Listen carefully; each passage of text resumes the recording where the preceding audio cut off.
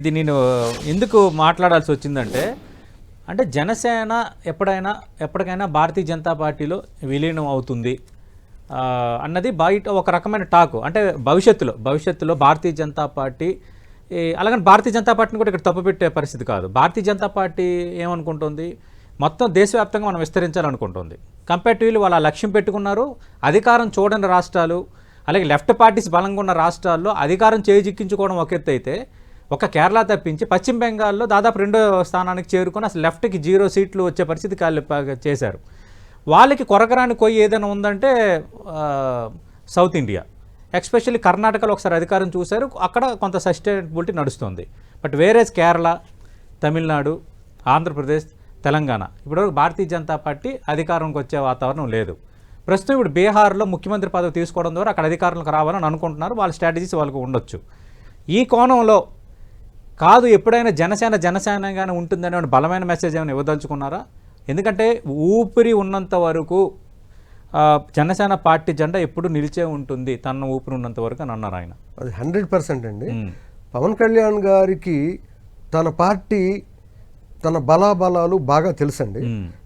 నేను ఎప్పుడు కూడా జనసేన ఇంకొక పార్టీలో కలిసిపోతుంది, మెర్జ్ అయిపోతుందని నేను ఎప్పుడు అనుకోనండి.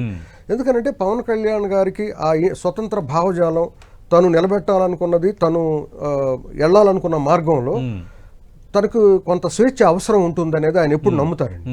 అందుకని ఆయన ఎప్పటికి కూడా ఇంకొక పార్టీలో మెర్జ్ అయ్యే ప్రసక్తే ఉండదండి.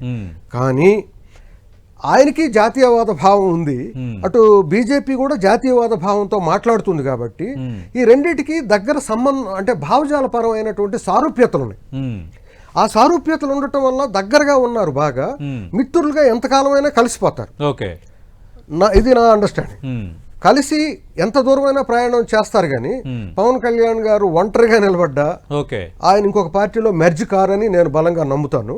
కేవలం ఇదేంటనంటే, ఇంకా వేరే పార్టీలతో కలిపినప్పుడు జాతీయవాద భావం, కల్చరల్ నేషనలిజం, వీటన్నిటి విషయానికి వస్తే జనసేనకి బీజేపీకి సారూప్యాలు ఉన్నాయి, దగ్గర సారూప్యాలు. ఈ అనుమానం ఎందుకంటే వెంటాడుతుంది, కత్తిలో ఎప్పుడు వేలాడుతుంది. ఎందుకంటే ఆల్రెడీ ప్రజారాజ్యం పార్టీ పెట్టడం, అది కాంగ్రెస్లో విలీనం చేయడంతో విపక్షాలు కూడా అంటుంటాయి, ఎప్పుడైనా పవన్ కళ్యాణ్ కూడా ఇంకా బీజేపీలో ఎక్కడ విలీనం చేస్తారు అని.